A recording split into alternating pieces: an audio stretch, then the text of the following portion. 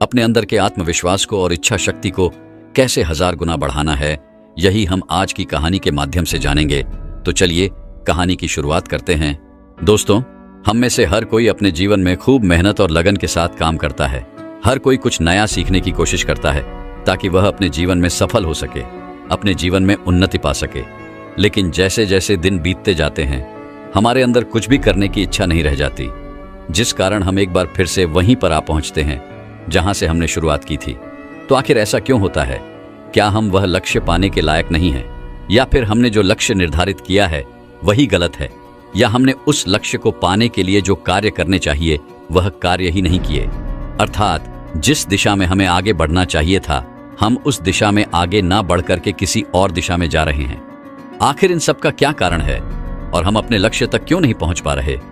आज यह जो बौद्ध कहानी मैं आपको सुनाने जा रहा हूं, इस कहानी के माध्यम से आप यह समझ पाएंगे कि आखिर क्यों हम में से अधिकांश लोग अपने लक्ष्य को पाने में असफल हो जाते हैं और केवल कुछ लोग ही अपने लक्ष्य को बड़ी सरलता और सहजता से पा लेते हैं। एक समय की बात है, एक बौद्ध भिक्षु अपने कुछ शिष्यों के साथ एक आश्रम में रहा करते थे। उनके साथ उनके कई शिष्य भी वहां पर रहते थे और उन सभी शिष्यों में से एक शिष्य बहुत बुद्धिमान था, जो बाकी शिष्यों से हमेशा आगे रहता, और बाकी शिष्य भी उस होनहार शिष्य की तारीफ किया करते। वह उसके बारे में बातें किया करते।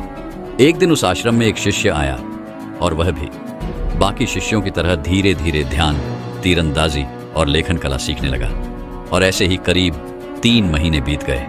3 महीनों के बाद अचानक एक दिन वह बौद्ध भिक्षु अपने सभी शिष्यों से आकर कहते हैं, अगले 3 दिनों के बाद आप सभी की लेखन कला और तीरंदाजी की प्रतियोगिता रखी गई है। इस प्रतियोगिता में जो भी सबसे अच्छा प्रदर्शन करेगा वह बाकी सबका नायक होगा और सभी को उसका सम्मान करना होगा, सभी को उसके आदेशों का पालन करना होगा। इतना कहकर वह बौद्ध भिक्षु वहां से चले गए। उन बौद्ध भिक्षु की यह बात सुनने के बाद सब शिष्य अपनी तैयारी में जुट गए। हर कोई अपने आप को बेहतर दिखाना चाहता था, हर कोई एक दूसरे से बेहतर बनना चाहता था।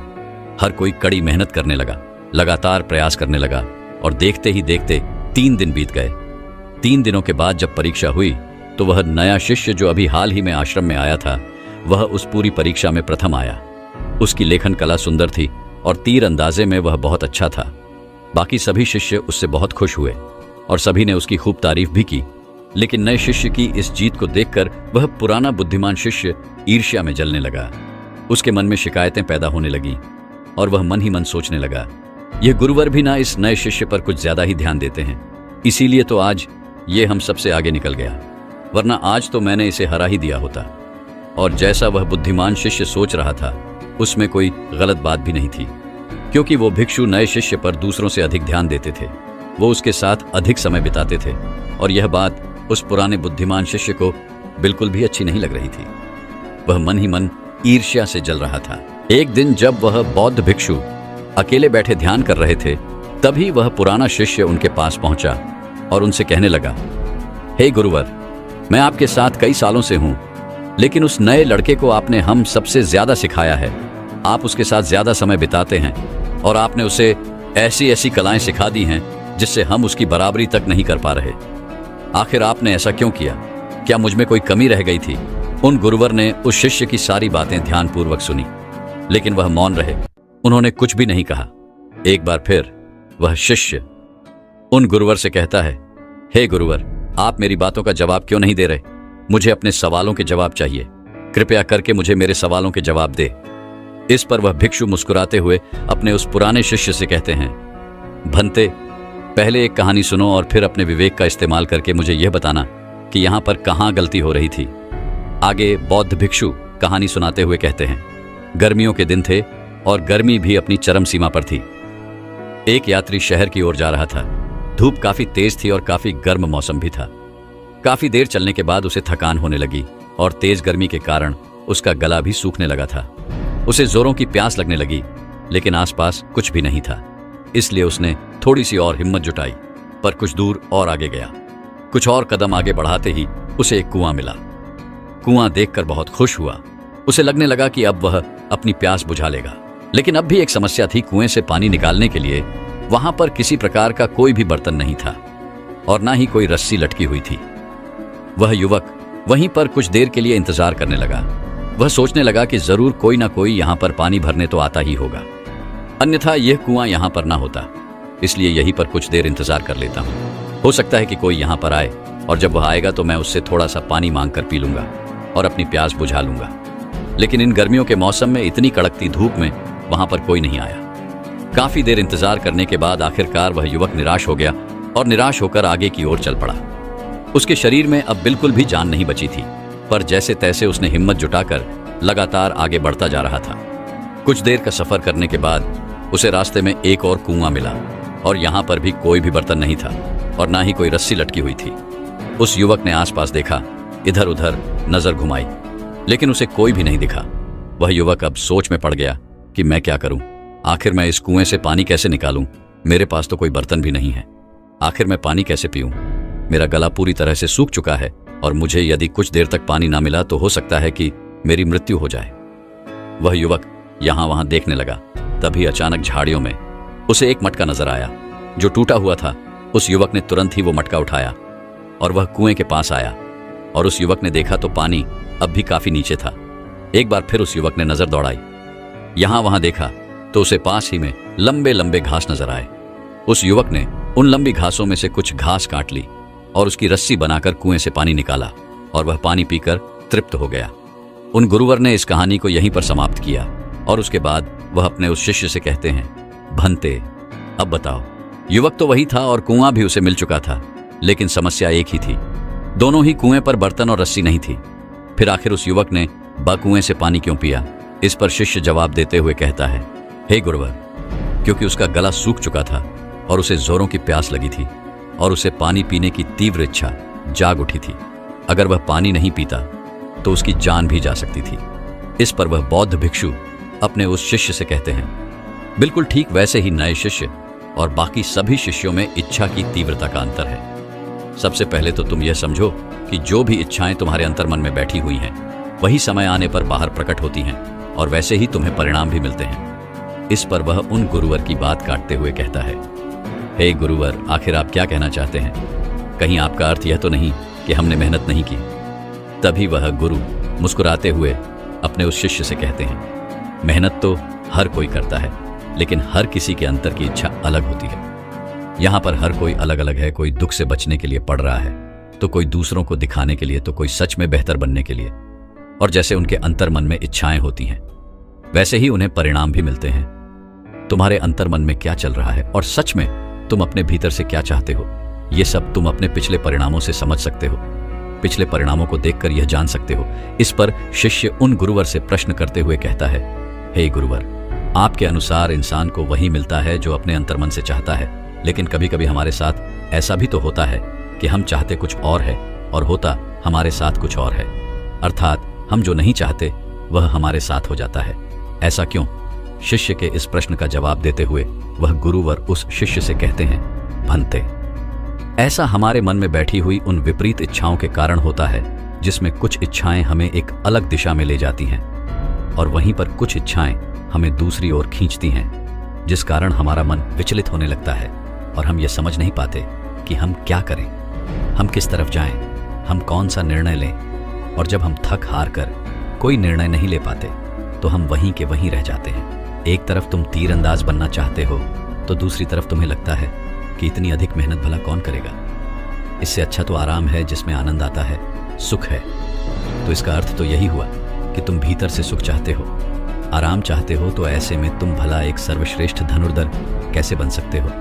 और तीसरी तरफ तुम्हें एक जगह ध्यान लगाना भी कठिन लगता है। ऐसे में पहली इच्छा का प्रभाव दोनों इच्छाओं को खत्म करता रहता है और यही कारण है कि तुम एक बुद्धिमान शिष्य होते हुए भी, तुम चाहते हुए भी ज्यादा नहीं सीख पाते। तभी शिष्य उन गुरुवर से एक और प्रश्न करते हुए कहता है, हे गुरु, आपने जो कुछ भी कहा वो तो बिल्कुल सत्य है और मैं यह भी अच्छी तरह से समझ चुका हूँ कि अगर मुझे सीखना है तो मुझे अपने अंतर्मन में तीव्र इच्छा पैदा करनी होगी। लेकिन हम ये भी तो पढ़ते हैं कि हमको वैराग्य विकसित करना चाहिए, एक भिक्षु को इच्छा रहित होना चाहिए। तो ऐसे में हम अपने अंतर्मन में तीव्र इच्छा कैसे पैदा करें? क्योंकि ये दोनों ही बातें अलग अलग हैं, दोनों ही बातें बिल्कुल विपरीत हैं। ऐसे में हम इच्छा और आनंद दोनों कैसे प्राप्त कर सकते हैं? गुरु मुस्कुराते हुए अपने उस शिष्य से कहते हैं, भंते, जब तुम्हारे मन में कोई इच्छा नहीं होती तो मन का अस्तित्व शून्य हो जाता है और इस पल में आनंद आनंद तो हो जाता है। और यही वह पल है जब पूरी कायनात तुम्हारे पीछे चलती है। लेकिन हर कोई आनंद की इस स्थिति तक पहुंच नहीं पाता, यह हर किसी के लिए संभव नहीं है। तभी वह उन गुरु की बात काटते हुए कहता है, हे गुरु, ऐसी स्थिति में हमें क्या करना चाहिए? उस शिष्य के इस प्रश्न का जवाब देते हुए वह गुरुवर कहते हैं, भंते, तुम्हें बाकी इच्छाओं को भटकाव मानकर त्याग देना चाहिए और केवल एक ही इच्छा पर पूरा ध्यान केंद्रित करना चाहिए, क्योंकि एक इच्छा बहुत तीव्र होती है और इस तीव्रता में इंसान बहुत ऊपर उठ जाता है। यदि तुम्हारे भीतरी मन में कोई भी संदेह, कोई भी शंका या कोई भी संशय नहीं है, कोई भी रुकावटें नहीं है, तो यह इच्छा पूरी होकर ही रहेगी, क्योंकि तुम जितनी इच्छाएं करोगे, इच्छाओं का स्तर उतना ही गहरा होता जाएगा और उतना ही वर्तमान में तुम्हें कम आनंद भी मिलेगा और फिर तुम वर्तमान में अधिक समय के लिए रुक भी नहीं पाओगे, क्योंकि इसके लिए तुम्हारे पास रुकने का कोई कारण ही नहीं बचा। और यही हम में से अधिकांश लोग अपने जीवन में गलतियां करते हैं, क्योंकि वह अपने भीतर कभी झांकते ही नहीं। वह अपनी इच्छाओं के बारे में समझने का प्रयास ही नहीं करते, क्योंकि हमारे रोजमर्रा की जो इच्छाएं हैं वही हमें विचलित करती हैं। इसलिए सबसे पहले अपने परिणाम देखो और पता करो कि आखिर हमारे अंतर्मन में क्या चल रहा है। और यदि उन परिणामों को देखकर तुम्हें ऐसा प्रतीत होता है कि तुम एक ही जगह पर रुके हुए हो, तो इसका अर्थ यह हुआ कि तुम्हारे भीतर विरोधाभासी इच्छाएं चल रही हैं। अर्थात एक इच्छा तुम्हें किसी और दिशा में ले जाना चाहती है, तो वहीं पर दूसरी इच्छा तुम्हें किसी और दिशा में ले जाना चाहती है। ऐसे में तुम कोई सही निर्णय नहीं ले पाओगे और फिर किसी भी दिशा में आगे नहीं बढ़ पाओगे। और ऐसी स्थिति में हमें अपने मन की उन विरोधाभासी इच्छाओं को कम करते हुए केवल एक इच्छा पर ध्यान केंद्रित करना है और उसे ही तीव्र इच्छा में बदलना है। तभी वह शिष्य उन गुरु से कहता है, परंतु हे गुरुवर, आप कह रहे हैं कि किसी एक इच्छा पर ध्यान केंद्रित करो और उसी इच्छा को तीव्र इच्छा में बदलो। लेकिन कैसे? मैं चाहता हूं कि मैं अधिक से अधिक सीखूं, लेकिन दिन निकलते चले जाते हैं और मेरा कुछ भी करने का मन नहीं करता। मैं चाहकर भी और अधिक सीख नहीं पाता, ना ही अभ्यास कर पाता हूं। हे गुरुवर, कृपया करके मेरा मार्गदर्शन करें, मैं क्या करूं? इस पर वह गुरुवर उस शिष्य से कहते हैं, इसका एक बड़ा ही सीधा और सरल सा कारण है, और वह यह है कि हम इंसानों को यह लगता है कि हमारे पास अभी बहुत समय है। आगे वह गुरुवर अपने उस शिष्य से कहते हैं, ऐसा ही सवाल जब एक भिक्षु ने महात्मा बुद्ध से पूछा था कि मेरा ध्यान करने का मन नहीं करता, तब महात्मा बुद्ध ने उस भिक्षु को जवाब देते हुए कहा था, तुम्हारी सबसे बड़ी गलती यही है कि तुम्हें लगता है कि तुम्हारे पास बहुत समय है, और वास्तविकता तो यह है कि यह समय बिल्कुल भी मुक्त है, लेकिन अमूल्य है और समय का इस्तेमाल तो हम कर सकते हैं, लेकिन समय को इकट्ठा नहीं किया जा सकता। समय निकल जाने पर हमें अफसोस होता है, लेकिन हम समय रहते कोई कार्य नहीं करना चाहते। आगे वह बौद्ध भिक्षु अपने उस शिष्य को समझाते हुए कहते हैं, सबसे पहले तो तुम यह समझो कि तुम्हारे पास सीमित समय है। इस सोच को अपने मस्तिष्क से निकाल दो कि तुम्हारे पास अभी बहुत समय है, क्योंकि यदि तुम केवल इस सोच पर निर्भर रहोगे तो तुम अपने जीवन में कभी भी आगे नहीं बढ़ पाओगे। और तुम्हें इस सोच को अपनाना होगा कि तुम्हारे पास एक सीमित समय है और इसी समय में तुमको अपने अंतर्मन में झांकने की जरूरत है और इसे एक लक्ष्य पर लगाने की जरूरत है। इस पर वह शिष्य एक बार फिर उन गुरुवर से प्रश्न करते हुए कहता है, हे गुरुवर, आप कह रहे हैं कि हमें केवल एक इच्छा पर ध्यान केंद्रित करना चाहिए और उसी को तीव्र इच्छा में बदलना चाहिए, लेकिन मेरा प्रश्न यह है कि हम अपनी उस इच्छा को तीव्र इच्छा में कैसे बदलें? इसका जवाब देते हुए गुरुवर अपने उस शिष्य से कहते हैं, घंटे, सबसे पहले तो तुम अपने आप को हर समय यह याद दिलाओ कि तुम्हारे पास एक सीमित समय है और तुम्हें इसी समय का इस्तेमाल करना है, और इसी समय का इस्तेमाल करके तुम्हें अपने अंतर्मन में झांकना होगा और अपने अंतर्मन को एक लक्ष्य देना होगा। और यदि इस दौरान अगर तुम्हारे मन में ऐसे विचार आए जैसे कि मैं कल कर लूंगा, अभी तो मेरे पास बहुत समय है, तो तुरंत ही सावधान हो जाओ, क्योंकि अंतर्मन के विचार कुछ और हैं जो तुम्हें वो कार्य करने से रोक रहे जो तुम्हारे कार्य में बाधा डाल रहे हैं। और ऐसा इसलिए हो पाता है क्योंकि हम उन्हीं आदतों के गुलाम बन चुके हैं। इसलिए इस दौरान सबसे पहले शांत होकर बैठ जाओ और फिर आंखें बंद करके अपने लक्ष्य का चित्र देखो, और अब खुद को इस लक्ष्य को पूरा करते हुए देखो कि किस तरह से बिना रुकावटों के तुमने बड़ी सरलता और सहजता से अपने इस लक्ष्य को पूरा किया है। महसूस करो कि तुम इस लक्ष्य के साथ एक हो चुके हो। इसके लिए धन्यवाद महसूस करो और देखो कि इस लक्ष्य के अलावा बाकी सारी इच्छाएं तुम्हारे जीवन में धुंधली सी हो गई हैं और देखते ही देखते वह तुम्हारे अंतर्मन में कहीं खो जा रही है। और अब सभी प्रकार की इच्छाओं से मुक्त होकर एक शांति महसूस करो, आनंद महसूस करो, और यही वर्तमान है। और इसी समय में आपको अपने लक्ष्य के लिए तीव्रता भी महसूस होगी। आप धन्यवाद महसूस कर सकते हैं क्योंकि अब आप अपने लक्ष्य के साथ एक हो चुके हैं। हर दिन सुबह उठकर और रात को सोने से पहले अपने लक्ष्य का चित्र अवश्य देखें। उस चित्र में यह देखें कि किस तरह से आप अपने लक्ष्य को बड़ी आसानी और सरलता से आपने उस लक्ष्य को प्राप्त कर लिया है और आप बहुत खुश हैं। ये महसूस करो। चित्र देखने के बाद 5 मिनट तक शांत होकर बैठ जाओ। इस तरह से तुम अपने अंतर्मन में एक तीव्र इच्छा पैदा कर पाओगे और उस तीव्र इच्छा के प्रति तुम हमेशा तक पर रह पाओगे। और इतने सहज तरीके होने के बाद भी लोग इन कामों को टालते रहते हैं क्योंकि उन्हें लगता है उनके पास बहुत समय है और यही एक सोच उन्हें अपने लक्ष्य तक कभी पहुंचने नहीं देती। वह उन्हें कभी भी आगे नहीं बढ़ने देती। इसलिए महात्मा बुद्ध हम सबको ये याद दिलाते हैं कि आपकी सबसे बड़ी गलती यही है कि आपको लगता है कि आपके पास समय है, लेकिन इस भाग दौड़ के जीवन में आपको पता भी नहीं चलेगा कि सब अवसर आपके हाथों से कब निकल गए। आगे वह शिष्य उन गुरु से एक और प्रश्न करते हुए कहता है, हे गुरुवर, मैं यह तो अच्छी तरह से समझ गया कि मैं अपने अंतर्मन में एक तीव्र इच्छा कैसे पैदा करूं, लेकिन अब भी मेरे मन में एक प्रश्न शेष रह गया है और वह यह है कि मैं अपने अंतर्मन में बैठी हुई उन अन्य इच्छाओं को कैसे हटाऊं, मैं उनसे कैसे मुक्त हो जाऊं। इसका जवाब देते हुए गुरु अपने उस शिष्य से कहते हैं, भंते, इसके लिए तुम अभ्यास करो। तुम्हें पता भी नहीं है कि तुम्हारे भीतर कौन कौन सी इच्छाएं चली गई है, लेकिन जब तुम एक ही दिशा में चलोगे तो कुछ अंतर्मन की इच्छाएं डर, आलस और संदेह का रूप लेकर प्रकट होंगी और यही वह समय होगा जब तुम्हें डटकर इनका सामना करना होगा। अर्थात तुम्हें इन सभी का त्याग करना होगा और अपना पूरा ध्यान केवल अपनी एक इच्छा पर बनाए रखना होगा। और यही वो तरीका है जिससे तुम बड़े से बड़ा लक्ष्य भी आसानी से हासिल कर सकते हो। इतना कहकर वह भिक्षु शांत हो गए और शिष्य के भी सभी सवालों के जवाब उसे मिल चुके थे। वह बहुत प्रसन्न था और वह उन गुरु को प्रणाम करके वापस अपनी कुटिया में लौट जाता है और ध्यान करने लग जाता है। दोस्तों, अगर आप भी अपने जीवन में कोई बड़ा लक्ष्य हासिल करना चाहते हैं तो आपको भी अपने अंतर्मन में बैठी हुई उन सभी इच्छाओं का त्याग करना ही होगा जो आपके लक्ष्य के विरोध जाती है, अर्थात जो आपको अलग दिशा में ले जा रही है। आपको तो केवल एक लक्ष्य चुनना है, एक इच्छा चुननी है और उसे तीव्र इच्छा में परिवर्तित करना है। उसके बाद आप स्वयं ही अपने लक्ष्य की ओर आगे बढ़ते चले जाएंगे। आपको केवल अपने दिशा पर ध्यान देना है और उसमें आगे बढ़ते चले जाना है।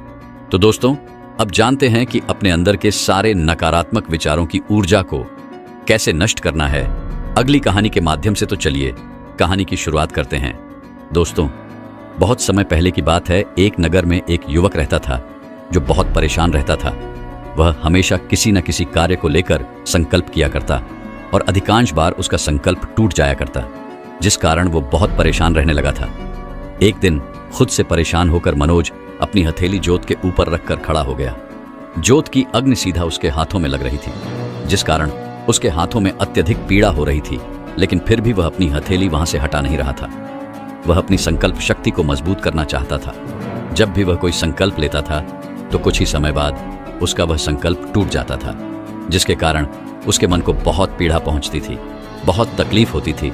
इसलिए उसने आज यह निश्चय कर लिया था कि चाहे कुछ भी क्यों ना हो जाए, इस बार वो जो संकल्प लेगा उसे वह किसी भी कीमत पर पूरा करके ही दम लेगा। और इसीलिए उसने अपने संकल्प को मजबूत करने के लिए ही अपनी हथेली उस जलते हुए जोत के ऊपर रख रखी थी। देखते ही देखते उसके हाथों का मांस अब फटने लगा था, लेकिन फिर भी वह नौजवान युवक अपनी हथेली उस जोत से हटा नहीं रहा था। इतनी पीड़ा के बावजूद भी वह बार बार मन में अपना संकल्प दोहरा रहा था ताकि उसका संकल्प उसके अंतर्मन तक उतर सके और वह अपने संकल्प को पूरा करने में अपना 100% दे सके और उसे किसी भी कीमत पर पूरा कर सके। और इसी दौरान वहां पर एक गुरु आ पहुंचे और उन्होंने जब यह दृश्य देखा तो उन्होंने जल्दी से उस युवक का हाथ वहां से हटा दिया और डांटते हुए उस युवक से कहते हैं, तुम कहीं पागल तो नहीं हो गए हो? आखिर ऐसा करके तुम्हें क्या मिलेगा? इस पर वे नौजवान युवक उन गुरु को समझाते हुए कहता है गुरुवर, जब भी मैं कोई संकल्प लेता हूं तो मेरा संकल्प टूट जाता है, और इसी कारण आज मैंने निश्चय किया था कि मैं अपनी संकल्प शक्ति को मजबूत करके ही रहूंगा। इस पर वह गुरु उस युवक को जवाब देते हुए कहते हैं, अपने साथ हिंसा करके तुम अपने संकल्प को कैसे मजबूत कर सकते हो? यह तो सरासर पागलपन है। आगे वे गुरु उस युवक को समझाते हुए कहते हैं, भंते, मेरी एक बात याद रखना, संकल्प वही मजबूत हो सकता है जो बिना किसी हिंसा के लिया गया हो, बिना किसी दबाव में लिया गया हो, जिसमें शुद्ध रूप से अहिंसा भरी हुई हो। ऐसा संकल्प ही तुम्हारे मन में लंबे समय तक टिक सकता है, अन्यथा तो हिंसा करके तुम अपना ही नुकसान करोगे और इससे तुम्हें कोई भी लाभ नहीं मिलने वाला। तभी वह युवक दोनों हाथ जोड़कर उन गुरुवर से कहता है गुरुदेव, तो मैं क्या करूं? मैं किस प्रकार अपनी संकल्प शक्ति को मजबूत करूं? मुझे तो कुछ भी समझ नहीं आ रहा। मैंने आज तक जब भी संकल्प लिए, मेरा हर एक संकल्प टूटता चला गया, जिस कारण मैं बहुत परेशान हो चुका हूं। मैं चाहकर भी किसी कार्य को पूरा नहीं कर पाता। मुझे तो समझ ही नहीं आता कि मैं अपना पूरा चित्त किसी एक कार्य पर कैसे लगाऊं। जब भी मैं कोई कार्य शुरू करता हूं तो शुरुआत में तो मेरे भीतर बहुत जोश होता है, बहुत उत्साह होता है, लेकिन कुछ ही समय बाद मेरी एकाग्रता पूरी तरह से नष्ट हो जाती है। मुझे समझ नहीं आता कि लंबे समय तक अपने लक्ष्य पर एक आंख कैसे रखे। पता नहीं मेरे अंदर ऐसी क्या कमी है जिस कारण मैं अपने लक्ष्य तक पहुंच ही नहीं पाता। अब तो मैं बहुत परेशान हो चुका हूं। मुझे समझ ही नहीं आ रहा कि मैं क्या करूं। कभी कभी तो मैं खुद को ही कोसता हूं, खुद से ही नाराज हो जाता हूं और खुद को ही तरह तरह के अपशब्द भी कहता हूं, और ऐसी स्थिति में मेरा दिमाग भी काम करना छोड़ देता है।